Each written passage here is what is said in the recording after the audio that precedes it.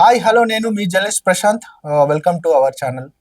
మన ముందు ఒక చీఫ్ గెస్ట్ ఉన్నారు. సోషల్ మీడియాలో నిత్యం ట్రెండింగ్లో ఉంటారు. ఆయన మాట్లాడితే ఏదైనా కూడా ఒక వివాదాస్పదంగా ముందుకెళ్తూ ఉంటుంది.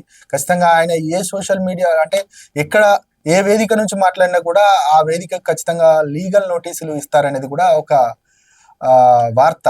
దీనికి సంబంధించి మన ముందున్నారు దాసరి విజ్ఞాన్ గారు. అన్ని విషయాలు అడుగుదాం. నిజంగా ప్రస్తుతం ఉన్న సమాజంలో జరుగుతున్న సామాజిక పరిస్థితులు, అదేవిధంగా రాజకీయ పరిస్థితులు ఆయన వర్షన్లో ఏం చెప్తారు అన్ని విషయాలు అడుగుదాం. నమస్తే అండి. నమస్తే. ప్రధానంగా దాసరి విజ్ఞాన్ ఇప్పుడు సోషల్ మీడియాలో ఒక ట్రెండింగ్. అసలు దాసరి విజ్ఞాన్ అంటే ఎవరు? సినీ క్రిటిక్ గా ప్రెసెంట్ ఉన్నాను. ఫర్ ఎగ్జాంపుల్ చిన్నప్పటి నుంచి ఉన్నాను నేను ఇండస్ట్రీలో. బేసికల్లీ లైక్ డబ్బింగ్ ఆర్టిస్ట్ గా ఎప్పటి నుంచో. తర్వాత బిజినెస్ ఫీల్డ్ నాది. నెక్స్ట్ మన మోజో టీవీ నుంచి లైక్ రెగ్యులర్ గా ఓకే కనపడడం అంతే. అంటే నేనైతే ఓపెన్ గా మాట్లాడతాను బ్రదర్. మీరు కూడా ఎందుకంటే కుండబద్దలు కొట్టినట్టు అన్ని విషయాల మీద మాట్లాడతారు కాబట్టి నేను కూడా అదే అడుగుతాను. ఏంటి దాసరి విజ్ఞాన్ గారు ఒక హైలైట్ కావడానికే అందరినీ విమర్శిస్తూ ముందుకు పోతారు అనేది కూడా ఒక విమర్శ. నిజమేనా? నిజమా అంటే 1 సెకండ్. ఇప్పుడు మన దగ్గర అంటే హైలైట్ కావడానికి వెళ్ళడం అంటే ఏదో ఒక టాపిక్ ఎంచుకొని అదే పనిగా దీని గురించి నేను చెప్పాలి, దీని గురించి మనం ఏదో అవ్వాలి అని రావడం. ఇప్పుడు మీరే చెప్పండి, సైలెంట్ గా మీ దగ్గరకు వచ్చి కూర్చున్నాను నేను, ఏం అడుగుతారో కూడా నాకు తెలియదు. Right? Of course what ever you ask, నేను ఏదైనా చెబితే ఇప్పుడు అదే ఇన్ కేసు ఏదైనా వైరల్ ట్రెండ్ అయినా లేకపోతే ఇంకేమైనా మీరు అనుకున్నట్టు ఇంకో రకంగా ఏదైనా అయినా ఐఎమ్ నాట్, నేనేం బాధ్యుడిని కాదు, అది సంగతి. బట్ అంటే ఇక్కడ వచ్చి కూర్చోడానికి మీరేమడుతారో నాకు తెలియదు కదా. అలాంటి ఇప్పుడు వైరల్ అవ్వడానికే వెళ్ళే వాళ్ళు ఏంటంటే ఏదైనా అంశాన్ని ఎంచుకొని వెళ్తా ఉంటారు ముందుకి. దీని గురించి దీన్ని ఏదో చేద్దాం, వీళ్ళ గురించి 10 ఛానల్లో చెబితే ఏదో అయ్యిద్ది, మనకి ఇంకేదో ఒరుగుద్ది, అది ఏమీ లేదు. ఓకే, ఇండస్ట్రీ అంటే చిన్నప్పటి నుండి మీరు చూస్తున్నారు కదా, డబ్బింగ్ ఆర్టిస్ట్గా ఉన్నారని అంటున్నారు. ఇండస్ట్రీలో జరుగుతున్న సిచ్యువేషన్ నిజంగా పెద్ద సినిమాలలో పెద్ద హీరోలుగా ఉన్నవారు ఒకరిపైన ఒకరు ఖచ్చితంగా తొక్కేసుకునే ప్రయత్నం జరుగుతుంది అనేది కూడా వినిపిస్తున్న వార్త. ఒకవైపు అల్లు అర్జున్ ఇష్యూకి సంబంధించిన తర్వాత గేమ్ చేంజర్ సినిమా రిలీజ్ అయింది. గేమ్ చేంజర్కి సంబంధించి పూర్తిగా అది సినిమా రిలీజ్ కాకముందే ఒక నెగిటివ్ స్ప్రెడ్ చేసిరు అనేది కూడా మనకు తెలుస్తూ ఉంది. దీనికి సంబంధించి నిజంగా అట్లా జరిగి ఉంటుంది అంటారా? సో బేసికలీ డబ్బింగ్ ఆర్టిస్ట్గా అంటే నేను ఎప్పుడు మనుషులకి చెప్పాలా, నేను కార్టూన్స్ చూస్తే పెరిగా. యానిమేషన్స్కి మాత్రమే నేను డబ్బింగ్ చెప్పాను. మనుషుల్ని చూస్తూ పెరగల, నేను బొమ్మలకి చూసే పెరిగా. అండ్ వీటి మధ్యలో కార్టూన్స్ అంటావా, కుళ్ళులు కూచితనాలు ఇవన్నీ ఉంటేనే అవి రసవత్తరంగా సాగుతాయి. ఓకే, మనుషుల మధ్య అంటావా, అఫ్ కోర్స్ ఇది సృష్టించింది కూడా మనిషే కాబట్టి వాళ్ళల్లో కూడా ఉంటాయి కాబట్టి న్యాచురల్గా వీటిని అంత తీర్చిదిద్దారని చెప్పుకోవచ్చు. ఇకపోతే గేమ్ చేంజర్ అండ్ పుష్ప వివాదం గురించి మాట్లాడుకుంటే ఆ సినిమా వేరు, ఈ సినిమా వేరు. పుష్ప అనేది వీళ్ళు లైక్ ఒక క్యారెక్టర్ ఇంట్రొడక్షన్. అది అంటే అదొక యూనివర్స్, దాని మీద మీరు ఎన్ని సినిమాలన్నా తీయొచ్చు. ఎలా అంటే ఇప్పుడు ఒక స్పైడర్ మ్యాన్, ఒక హీ మ్యాన్, లేకపోతే ఒక శక్తి మ్యాన్, లేదా ఒక డోరేమోన్ కార్టూన్ చెప్పాలన్నా ఒక క్యారెక్టర్ ని సృష్టించారు. దీనికి ఒక మిషన్ ఉంటుంది, ప్రతి ఎన్ని సినిమాలన్నా తీయొచ్చు. ఇప్పుడు మొన్నటి మిషన్ ఏంటి, పెళ్ళం చేసి ఎంత ఫోటో అడిగింది అంతే. అది తేయడానికి ఆయన పడ్డ కష్టం ఏంటో మనం చూసాం. ఓకే, ఆ మిషన్ కంప్లీట్ చేసి వచ్చాడు. నెక్స్ట్ ఇంకో మిషన్ వస్తుంది. ప్రతి మిషన్ కి పుష్ప దగ్గర ఉన్న ఒకే ఒక సోర్స్ ఎర్రచందనం ఎవరికో అమ్మితే డబ్బులు వస్తాయి. ఆ డబ్బులతో ఏదో మ్యాజిక్ చేయాలి, ఆ మిషన్ కంప్లీట్ చేయాలి. ఇలా ఎన్నైనా క్రియేట్ చేసుకోవచ్చు. గేమ్ చేంజర్ విషయానికి వస్తే అది ఒక సామాజిక సినిమా. అంటే లైక్ ఎలా అయితే జెంటిల్మెన్ తీశాడో శంకర్ గారు, ఎలా అయితే ఒక మన అపరిచితుడు తీశాడో, అలాగే ఎలా అయితే ఒక శివాజీ వచ్చిందో, యాజ్ యూజువల్ గా అలాగే సామాజిక స్పృహ, జనాలకి ఏదో చెప్పాలన్న తపన, రాజకీయంగా కానీ లేకపోతే ప్రభుత్వ అధికారులతో కానీ ఏదైనా లంచగొడ్డితనాలు ఉన్నా, లేదంటే వాళ్ళలో వీళ్ళలో వాళ్ళకైనా కుళ్ళు కుచ్చితనాలు ఉన్నా, ఇవన్నీ చెప్పే ప్రయత్నం చేశాడు. అది అంతవరకే. ఆ సినిమా ఎండ్ అయిపోతే ఇంకంతే, నెక్స్ట్ మళ్ళీ ఇంకో సినిమా రావాలి. సో పుష్ప అనేది ఒక క్యారెక్టర్, అది డిఫరెంట్ అనమాట. వీళ్ళు క్రియేట్ చేసి దానికి దీనికి పొంతం లేదు. వీళ్ళు దాన్ని తొక్కాలని చూసినా, దీన్ని వీళ్ళు తొక్కాలని చూసినా, యాక్చువల్ గా చెప్పాలి అంటే ఎవరు ఏ సినిమాని తొక్కరండి ఇండస్ట్రీలో. బేసిక్ గా మనం ఎంచుకునే కథ దాని రెస్పాన్స్ ఆడియన్స్ ఇస్తారు. అది బాగుంటే బాగుంది, బాగాలేకపోతే బాగాలేదు. బాగుంది అంటేనేమో మీసాలు మెల్లేయడం, బాగాలేదు అంటే కావాలనే వాళ్ళు మమ్మల్ని పాడు చేశారు అనడం తప్పు. అదే రైట్. అంటే ఇంకొకటి ఏంటంటే మనకు ఈ సినిమాల ద్వారా మీరు అన్నట్టుగా చాలా మందిలో ఒక క్వశ్చన్ రేజ్ అవుతా ఉంది. ఒకవైపు ఒక ఎర్రచందనాన్ని అంటే ఒక స్మగ్లింగ్ని చూపిస్తూ సమాజానికి ఏం నేర్పిస్తారు, పుష్ప ద్వారా ఒరిగింది ఏంటి అనేది కూడా ప్రధానంగా ఒక క్వశ్చన్ రేజ్ అవుతుంది.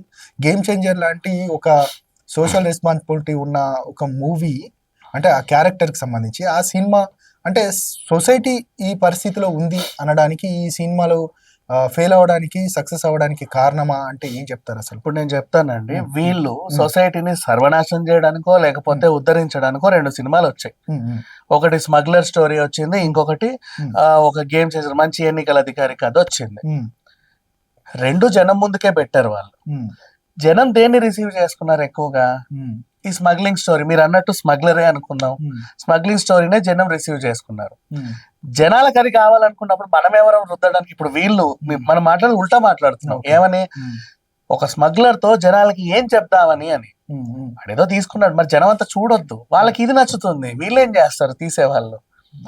అబ్బా ఎంత మంచి ఎన్నికల అధికారి, మన అందరం చూడాలి, పిల్లలతో పాటు వెళ్ళాలి, అందరికీ చూపించాలి ఈ సినిమాని, ఎవరెవరెవరే చూడండి రా బాబు, అసలు జనాలు ఎలా ఉండాలో నేర్చుకోండి అని చెప్పే సినిమా ఇది.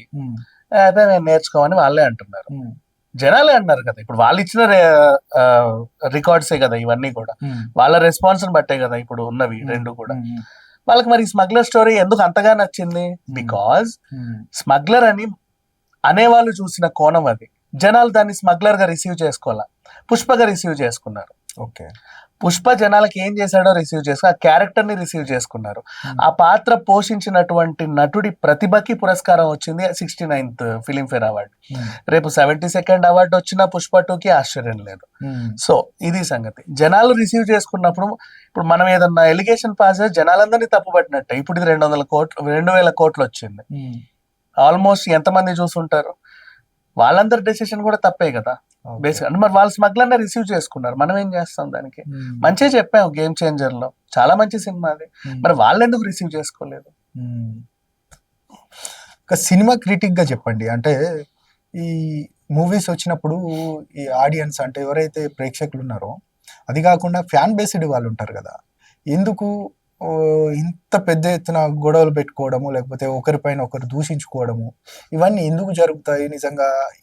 అసలు ఈ ప్రేక్షకులకు సంబంధించి అంటే ఈ ఫ్యాన్ బేస్డ్ వాళ్ళకి ఏం చెప్తారు మీరు? బేసికలీ అండి, ఫ్యాన్స్ ని మాత్రమే మనం ఎప్పుడు అనకూడదు. ఎందుకంటే మా దేవుడు గొప్ప లేదు మా దేవుడు గొప్ప అని కొట్టుకునే వాళ్ళు ఉంటారు, మా మతం గొప్ప లేదు మా మతం గొప్ప అని కొట్టుకునే వాళ్ళు ఉంటారు, మా టీం గొప్ప లేదు మా టీం గొప్ప అని కొట్టుకునే వాళ్ళు ఉంటారు, సైన్స్ గొప్ప ఆర్ట్స్ గొప్ప అని కొట్లాడుకునే వాళ్ళు ఉంటారు. మనం సై సినిమా చూసాం, మా కులం గొప్ప మా కులం గొప్ప అని కొట్టుకునే వాళ్ళు ఉంటారు. బేసికల్లీ సినిమా విషయానికి వస్తేనే మా హీరో గొప్ప మా హీరో గొప్ప ఫ్యాన్స్ కొట్లాడుకుంటే దీన్ని మాత్రం మనం హైలైట్ చేసి చూపిస్తాం. ఎందుకంటే సినిమా అనేది ఈజీ టార్గెట్ కాబట్టి. 2 వర్గాలు అనేవి ఎక్కడైనా ఉంటాయి, ప్రధానంగా రాజకీయ పార్టీల్లో. మా పార్టీ గొప్ప లేదు మా పార్టీ గొప్ప అని ఎలక్షన్ ముందు వీళ్ళ మీద ఇన్ని రకాల బురదలు జల్లుతారు, వాళ్ళ మీద వీళ్ళు ఇన్ని రకాల బురదలు జల్లుతారు. ఏ ఎలిగేషన్ కి పర్టికులర్ రీజన్ ఉండదు, కొట్టుకు చస్తారు అంతే. మీకు అర్థమైందా? అవన్నీ పక్కన పెట్టేసి కేవలం సినిమా అభిమానులు మాత్రమే పాయింట్అవుట్ చేసి మాట్లాడడం తప్పు. ప్రతి ఒక్కరికి ఉంటది నా హీరో గొప్పగా ఉండదు, తను అభిమానిస్తున్నాడు ఒక హీరోని, ఆ హీరోని గొప్పగా ఆరాధించాలని ప్రతి ఒక్కడికి ఉంటది. ఆ సినిమాలు హిట్ అవ్వాలని మరి వాడు ఖర్చు పెట్టి ఫ్లెక్సీలు వేసుకుంటాడు, ఓ టీం అంతా కలిసి ఏదో హీరో బర్త్డే రోజు అన్నదానాలు గిన్నదానాలు ఏదో చేస్తా ఉంటారు. ప్రతి ఒక్కడికి వాడు అభిమానించే హీరో గొప్పగా కనబడాలనే ఉంటది. దానికోసం అంటే ఎలా ఉంటది అంటే, ఇప్పుడు ఫర్ ఎగ్జాంపుల్ ఫస్ట్ ర్యాంక్ వచ్చినోడు సెకండ్ ర్యాంక్ వచ్చిన తీసుకుందాం, వీడు వాన్ చూసిన అవుతాడు వీడు వాన్ చూసిన అవుతాడు. చూసావా నాకు ఫస్ట్ ర్యాంక్ వచ్చిందని వీడంటాడు, తొక్కేం కాదు సోషల్లో మ్యాథ్స్ లో నీకంటే ఎక్కువ నాకే వచ్చారని వీడంటాడు. అలా కూడా కొట్లాడుకుంటారు. ప్రతి వర్గంలో ఉంటాయండి గొడవలు. 2 వర్గాలు ఉన్నాయంటేనే గొడవ పెట్టుకోవడానికి.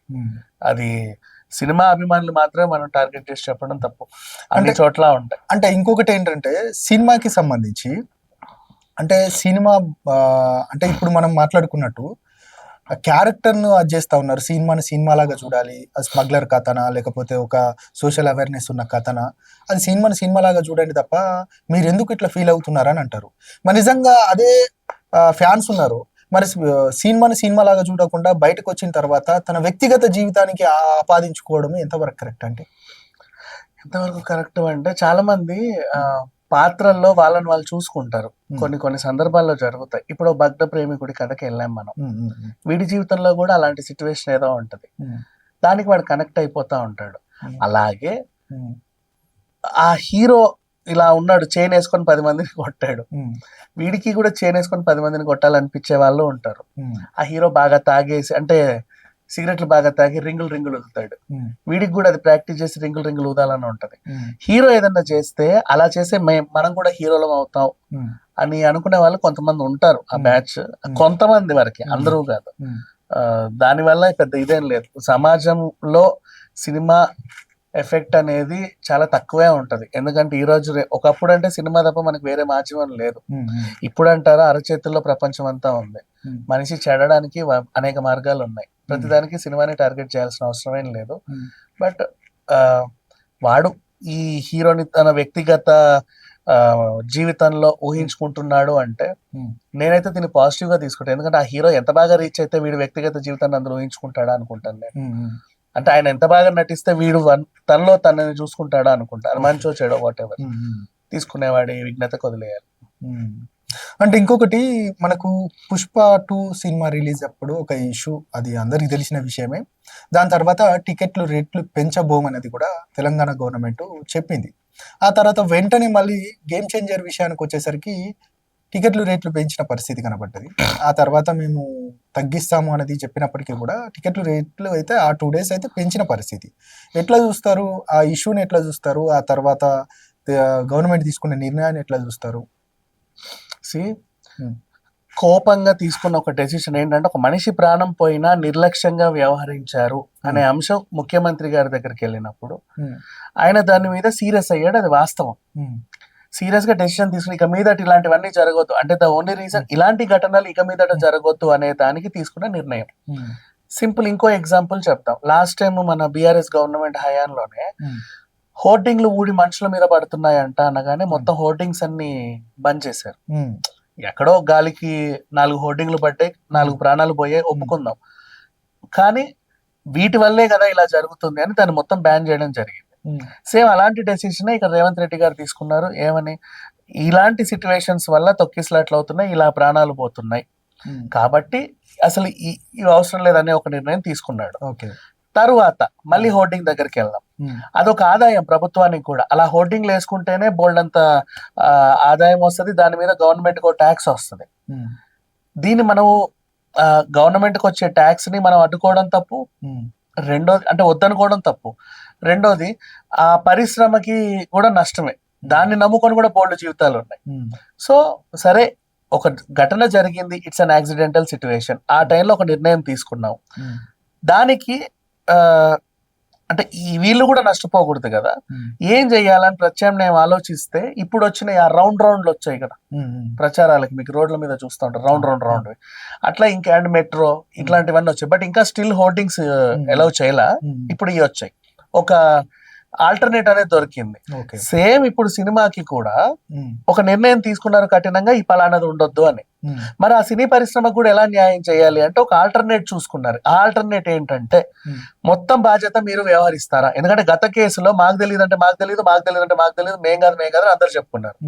హీరోని అడిగితే నాకు సంబంధం లేదన్నాడు, థియేటర్ యాజమాన్యం అడిగితే నాకు సంబంధం లేదన్నారు. కాబట్టి ఆ నిర్ణయం తీసుకున్నాం.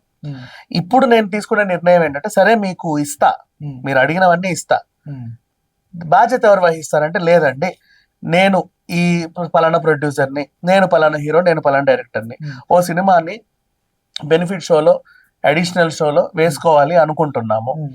ఏదైనా అవాంఛనీయ ఘటన జరిగినా నేనే దానికి బాధ్యుని, నేనే బాధ్యత వహిస్తాను.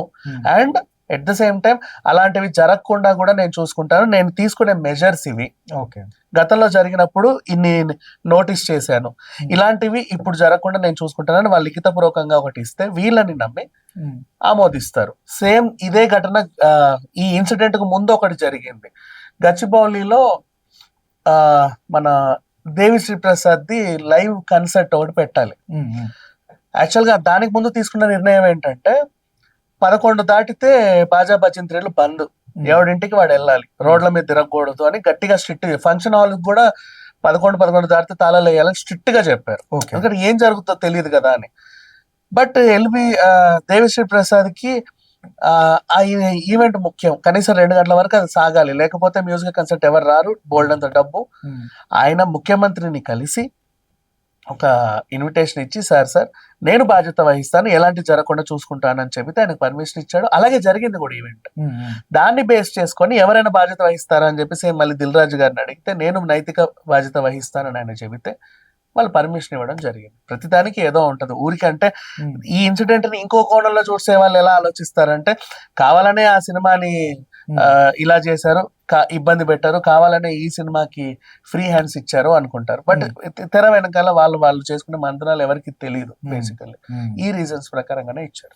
అంటే ఆ పుష్ప 2 ఇన్సిడెంట్ తర్వాత అల్లు అర్జున్ యొక్క ఇమేజ్ పెరిగిందంటారా, నిజంగా ఆ ఇన్సిడెంట్ తర్వాత తగ్గిందంటారా? సో ఈ విషయంలో రేవంత్ రెడ్డి గారికి ప్రత్యేకించి కృతజ్ఞతలు చెప్పుకోవాలి. అల్లు అర్జున్ తను ఇప్పటి వరకు వచ్చిన అల్లు అర్జున్ వేరు, ఆ పాట్నా బీహార్ లో చూసిన జనాల మధ్యలో ఉన్న అల్లు అర్జున్ వేరు, ఆ ఇన్సిడెంట్ సంధ్యా ఇన్సిడెంట్ తర్వాత అల్లు అర్జున్ వేరు. ఓవర్ నైట్ ఇండియా అంతా కూడా మొత్తం ఎక్కడెక్కడ నుంచి వేరే రాష్ట్రాల నుంచి కూడా అరే పాపం ఆ పిల్లోడి తప్పేం లేదు, అయ్యో పాపం అన్నారే తప్ప ఎవరు కూడా ఆయన నిందించింది లేదు, తిట్టింది లేదు. ఇక్కడ తిట్టారులే తెలుగులో, మన తెలుగు వాళ్ళు ఉంటారు కదా, ఎక్కడున్నా మన వాళ్ళే సర్వనాశనం చేయడానికి. బయట వాళ్ళు ఎవ్వరు కూడా, ఈవెన్ బోని కపూర్ గారి దగ్గర నుంచి కూడా, అమితాబ్ బచ్చన్ గారి దగ్గర నుంచి కూడా, అందరి దగ్గర నుంచి వచ్చింది ఒకటే పాజిటివ్ రెస్పాన్స్, పాపం ఆ పిల్లోడికి ఏమీ తెలియదు, అనుకోకుండా ఏదో జరిగింది, ఇట్స్ ఓకే. వేరే రాష్ట్రాల్లో కూడా అరే ఎందుకు అంతలా ఇది జరిగింది ఏంటని మళ్ళీ ఆ సినిమా చూడడం స్టార్ట్ చేశారు. ఈ అబ్బాయి ఏంటి, అతని గురించి తెలుసుకోవడం, అతని పాత సినిమాలు చూడటం. ఒక రకంగా చెప్పాలంటే అంతకు ముందు ఒక అభిమానం ఓ పర్సంటేజ్ ఉంటే అది కాస్త ఇంకో 20-30% పెరిగింది ఈ ఇన్సిడెంట్ వల్ల. అది ప్లస్ అయింది తప్ప మైనస్ ఏం అవ్వలేదు.